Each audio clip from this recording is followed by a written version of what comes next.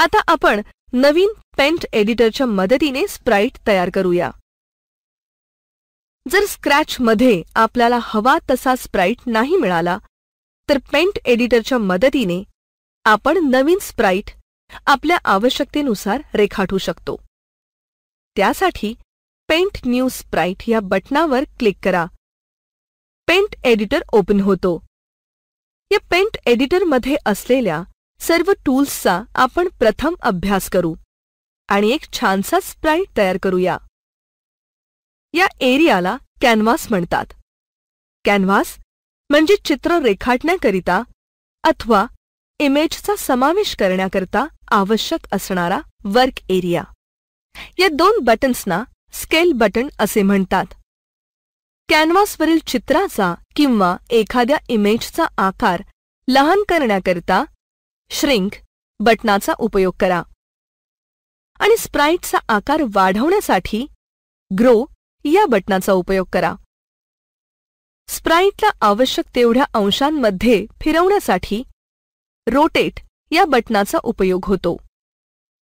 Rotate counter anti clockwise या बटनाच्या मदतीने चित्र किंवा इमेज हे घड्याळाच्या काट्यांच्या उलट्या दिशेने फिरवता येते आणि रोटेट क्लॉकवाईज या बटनाच्या मदतीने चित्र किंवा इमेज हे घड्याळाच्या काट्यांच्या दिशेने फिरवता येते.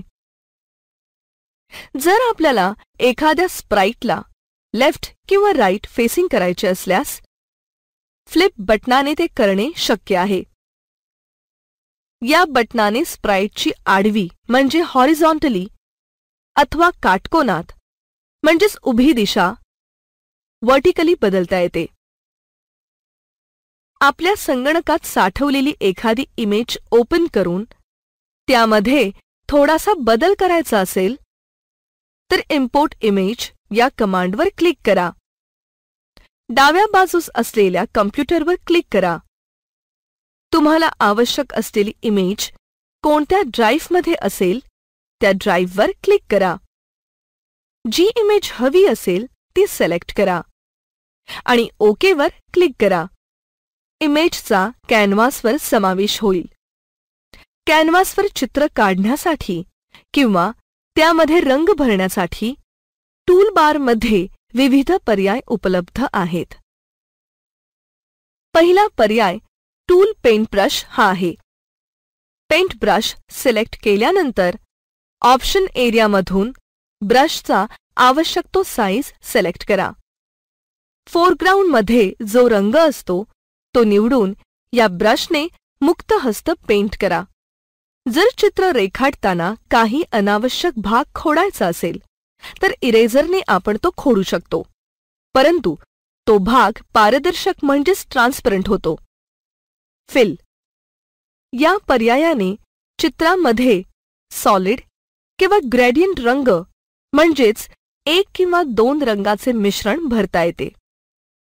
हा पर्याय निवडल्यानंतर ऑप्शन एरियामध्ये रंग परावर्तित होण्याच्या अनेक छटा उपलब्ध असतात. जर आणखी काही रंग निवडायचे असतील तर कलर पॅलेटमधील आवश्यक रंग निवडून तसा रंगही तुम्ही देऊ शकता. या टूलला रेक्टँगल टूल म्हणतात. या टूलने आयत किंवा चौकोन रेखाटतात. यामध्येही रंगाने पूर्ण भरलेला म्हणजेच फिल्ड रेक्टँगल किंवा फक्त बाह्यरेखा असणारा म्हणजेच आउटलाईन असणारा रेक्टँगल असा पर्याय निवडता येतो. याच्या बाह्यरेषेची रुंदी ही पेंट ब्रशच्या साईजवर अवलंबून असते. या टूलला एलिप्स टूल म्हणतात. या टूलने वर्तुळ काढता येतो. यामध्येही रेक्टँगल टूलप्रमाणेच पर्याय उपलब्ध आहेत. हे लाईन टूल आहे. रेषा काढण्यासाठी ह्या टूलचा उपयोग करतात. हे टेक्स्ट टूल आहे. चित्रामध्ये शब्दांचा समावेश करण्याकरता किंवा चित्रांना नाव देण्यासाठी हा टूल वापरतात. टाईप केलेल्या शब्दांना फॉन्ट देण्याकरता या कमांडचा उपयोग होतो. तसेच साईज आपण या कमांडने निवडू शकतो. हे सिलेक्शन टूल आहे. चित्रामधील एखादा भाग स्थानांतरित करण्यासाठी म्हणजेच एकाच जागेवरून दुसऱ्या जागी हलवण्याकरता हे टूल वापरतात. क्लिअर टूलने कॅनव्हासवरील चित्र डिलीट होते. अंडू ह्या टूलने आधीची क्रिया खोडून आकृती आधी होती तशी करणे शक्य होते. आपण केलेली एखादी चुकीची क्रिया या पर्यायाने नष्ट करता येते. रीडू टूलने एखादी क्रिया नष्ट केल्यास ती पूर्ववत करता येते.